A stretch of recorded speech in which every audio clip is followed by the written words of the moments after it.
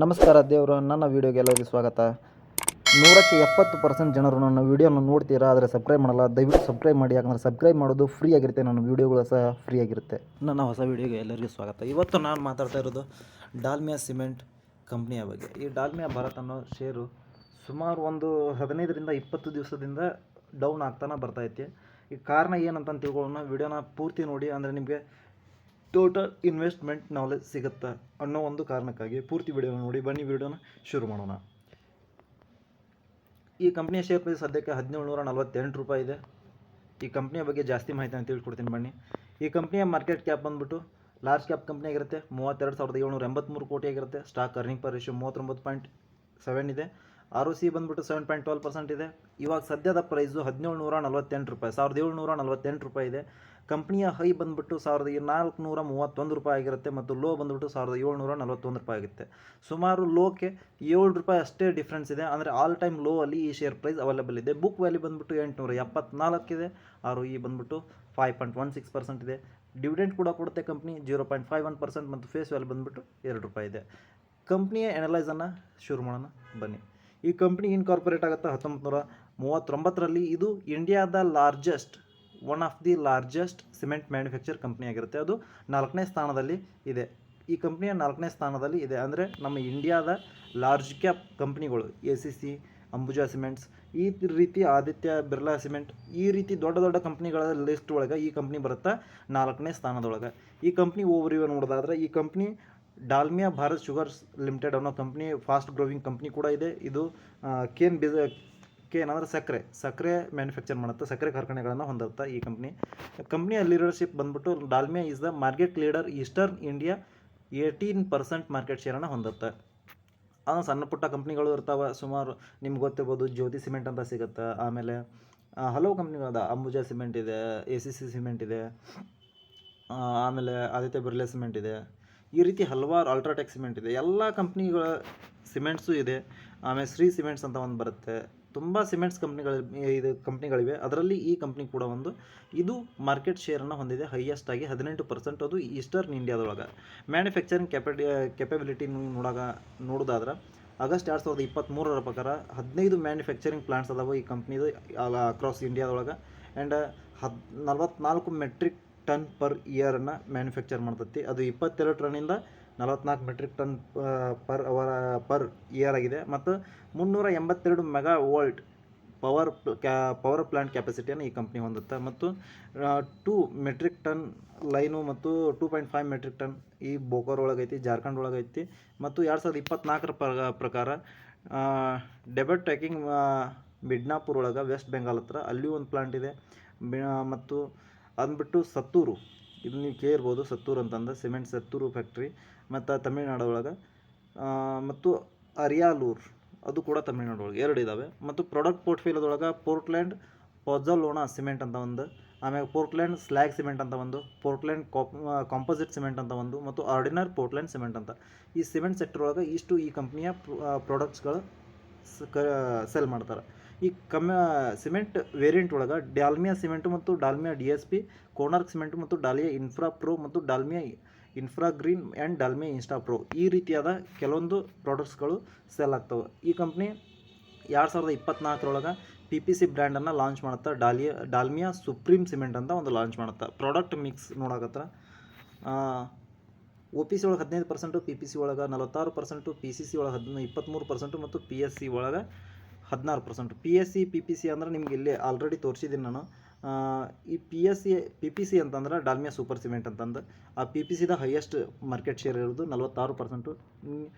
Network company ನೋಡಕತ್ರ ಸುಮಾರು 41,000 ಚಾನಲ್ಸ್ಗಳದಾವೆ. Channels partner 23 ರಾಜ್ಯಗಳೊಳಗೆ ಮತ್ತು leading market position ಒಳಗೆ ಈಸ್ಟ್ ಮತ್ತು ನಾರ್ತ್, ಈಸ್ಟ್, ಸೌತ್ ರೀಜನ್ ಒಳಗೆ ಎಲ್ಲ ಕಡೆನೂ ಸುಮಾರು 12,000+ ಟ್ರಕ್ ಫ್ಲೀಟ್ಸ್ಗಳದಾವೆ ಈ ಕಂಪ್ನಿದು. ಎಕ್ಸ್ಪೆನ್ಷನ್ ಪ್ಲ್ಯಾನ್ಸ್ ನೋಡಕತ್ರ ನೀವು 2024 ಇದನ್ನು 0.5 ಮೆಟ್ರಿಕ್ ಟನ್ ಪರ್ ಇಯರನ್ನು ಜಾಸ್ತಿ ಇನ್ಕ್ರೀಸ್ ಮಾಡಕತ್ತಾರೆ ಸಿಮೆಂಟ್ ವರ್ಕ್ಸ್ಗಳಗೆ. ಅದು ಬಿಹಾರ್ ಒಳಗೆ ಸುಮಾರು 91 ಕೋಟಿ ಇನ್ವೆಸ್ಟ್ಮೆಂಟ್ ಮಾಡಿ 2025 ಆ ಕಂಪ್ನಿಯನ್ನು ಲಾಂಚ್ ಮಾಡ್ತಾರೆ. ಅಕ್ವಿಸಿಷನ್ ನೋಡಕತ್ರ ಈ company definitive agreement to acquire cement assets of Jaiprakash limited.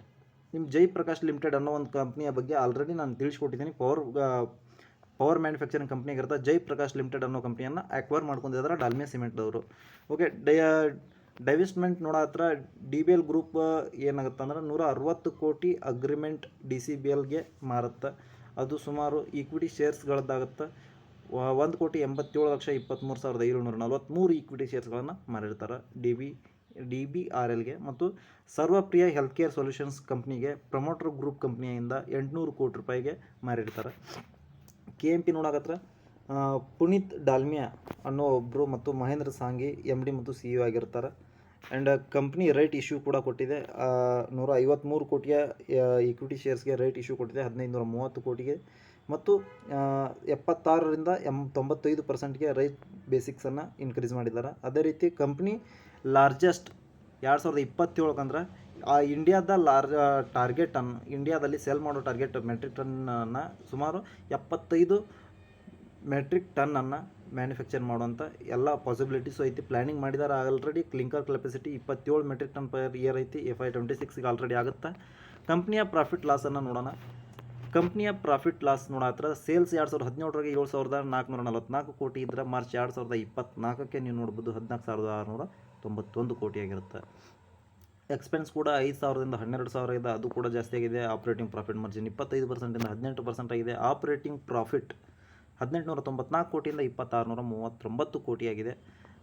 Profit before tax 108 ಕೋಟಿಯಿಂದ 1,069 ಕೋಟಿ ಆಗಿದೆ. ಟ್ಯಾಕ್ಸ್ 69%ದಿಂದ 20%ಗೆ ಇಳಿಕೆ ಆಗಿದೆ. ನೆಟ್ ಪ್ರಾಫಿಟ್ 44%ಯಿಂದ 453% ಆಗಿದೆ. EPS company earning per ratio ಎಷ್ಟಿತ್ತು 2014ರಲ್ಲಿ 8,800 ಕೋಟಿ ಇದ್ದದ್ದು, ಕೋಟಿ ಅಲ್ಲ 8,800 ಅಂತ ಪರ್ಸೆಂಟೇಜ್ ಬರ್ತದೆ. ಬಟ್ ಇವಾಗ 44.04 ಇದೆ. ಅದು ಎಲ್ಲಿಗೆ ಹೋಗಿತ್ತಪ್ಪ ಅಂತಂದ್ರೆ ನೀವು ನೋಡ್ಬೋದು 2018ರಲ್ಲಿ 58,400 ಹೈಯೆಸ್ಟ್ ಎವರ್ EPS ಬುಕ್ ಆಗಿದೆ ಅವಾಗ. ಕಂಪ್ನಿಯ ಕಾಂಪೌಂಡೆಂಟ್ ಸೇಲ್ಸ್ ಗ್ರೋತ್ ನೋಡತ್ರ 5 ಇಯರ್ಸ್ಗೆ 9% ಇದ್ದರೆ 3 ವರ್ಷಕ್ಕೆ 13%, 12 ಮಂತ್ಸ್ ಒಳಗೆ 9% ಆಲ್ರೆಡಿ ಗ್ರೋತ್ ಆಗಿದೆ. 33% ಪ್ರಾಫಿಟ್ ಗ್ರೋತ್ ಇದ್ದರೆ 11% -3 ಇಯರ್ಸಲ್ಲಿದೆ ಮತ್ತು 25% 12 ಮಂತ್ಸಲ್ಲಿದೆ. ಸ್ಟಾಕ್ ಪ್ರೈಸ್ CAGR ನೋಡತ್ರ 10% 5 ಇಯರ್ಸಲ್ಲಿದೆ, 3% 3 ವರ್ಷಗಳಲ್ಲಿ ಆಗಿದ್ದರೆ 1 ವರ್ಷದಲ್ಲಿ 15% ಮೈನಸಲ್ಲಿದೆ. ರಿಟರ್ನ್ ಆನ್ ಈಕ್ವಿಟಿ ನೋಡಕತ್ರ ನೀವು 5 ವರ್ಷದಲ್ಲಿ 6%, 3 ವರ್ಷದಲ್ಲಿ 6%, ಲಾಸ್ಟ್ ಇಯರ್ 5% ಆಗಿದೆ. ಸೊ ಇನ್ವೆಸ್ಟ್ಮೆಂಟ್ ಮಾಡಬೇಕಾದ್ರೆ ನೀವು ಸುಮಾರು 3%ಇಂದ ಜಸ್ಟ್ 3% ಸಾಕು. 3% ಇನ್ವೆಸ್ಟ್ಮೆಂಟ್ ಮಾಡಿದರೆ ಸಾಕು. ನಿಮಗೆ 3% ಇನ್ವೆಸ್ಟ್ಮೆಂಟ್ ಮಾಡಿ ನಿಮ್ಮ ಪೋರ್ಟ್ಫೋಲಿಯೋ ಅದು 3 ವರ್ಷಗಳ ಒಳಗೆ ಇರಲಿ. 3 ವರ್ಷಗಳವರೆಗೆ ಮಿನಿಮಮ್ ಇನ್ವೆಸ್ಟ್ಮೆಂಟ್ ಮಾಡಿದರೆ ಅದು ಪ್ರಾಫಿಟನ್ನು ಜಾಸ್ತಿ ಕೊಡುತ್ತೆ. ಅದು ನಿಮಗೂ ಗೊತ್ತು. ನಾನು ಆಲ್ರೆಡಿ ನಿಮಗೆ ಕೆಲವೊಂದು ವೀಡಿಯೋಗಳಲ್ಲಿ ತಿಳಿಸ್ಕೊಟ್ಟಿರ್ತೀನಿ. ಇನ್ವೆಸ್ಟ್ಮೆಂಟ್ ಮಾಡಿದರೆ ಸುಮಾರು 3 ವರ್ಷಗಳಿಗೋಸ್ಕರ ಅಂತ ಮಾಡಿ ನೀವು ಯಾವುದೇ ಬ್ಯಾಂಕಲ್ಲಿ ಹೋಗಿ ನೀವು ಡಿಪಾಸಿಟ್ ಮಾಡಬೇಕಾದ್ರೆ ಅಥವಾ ನೀವು ಏನು ಮಾಡ್ತೀರಾ ಅಂತಂದರೆ FD ಇಡ್ತೀರಾ. ಓಕೆನಾ, ಆ FD ಬಗ್ಗೆ ನೀವು ಕೇಳಿ 10 ವರ್ಷ ಇಟ್ಟರೂ ನಿಮ್ಗೆ ಸಿಗಲ್ಲ ಅಷ್ಟು ಇನ್ವೆಸ್ಟ್ಮೆಂಟ್ ರಿಟರ್ನನ್ನು.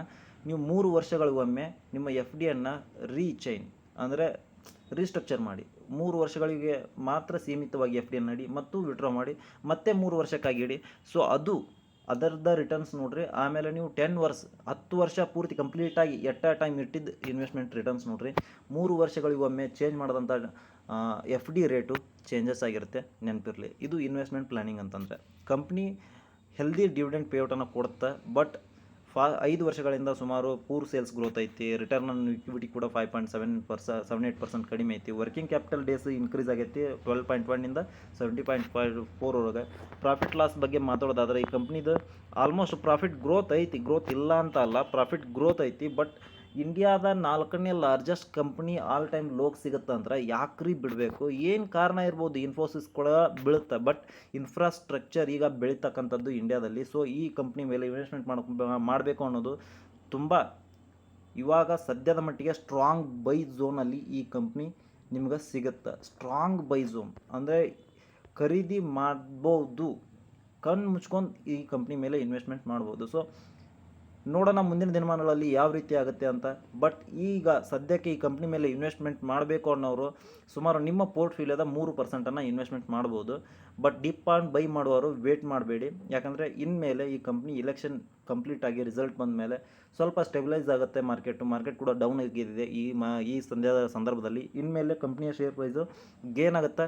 ಸಿಗೋಣ ಮುಂದಿನ ವಿಡಿಯೋದಲ್ಲಿ. ಮಿನಿಮಮ್ ಇನ್ವೆಸ್ಟ್ಮೆಂಟ್ 10,000 ಇರಲಿ ಈ ಕಂಪ್ನಿ ಮೇಲೆ. ಯಾಕಂದರೆ ಡಿವಿಡೆಂಡ್ ಕೂಡ ಪೇಔಟ್ ಮಾಡುತ್ತೆ, ಅದು ನಿಮಗೆ ನೆನಪಿರಲಿ. ಸಿಗೋಣ ಮುಂದಿನ ವಿಡಿಯೋದಲ್ಲಿ ಇದೇ ರೀತಿ ಇನ್ಫಾರ್ಮೇಟಿವ್ ವಿಡಿಯೋಗಳಿಗಾಗಿ ನಮ್ಮ ಚಾನಲನ್ನು ಸಬ್ಸ್ಕ್ರೈಬ್ ಮಾಡೋದನ್ನು ಮರಿಬೇಡಿ. ನಮಸ್ಕಾರ, ಸಿಗೋಣ. ದೇವರು ಜೈ ಹಿಂದ್.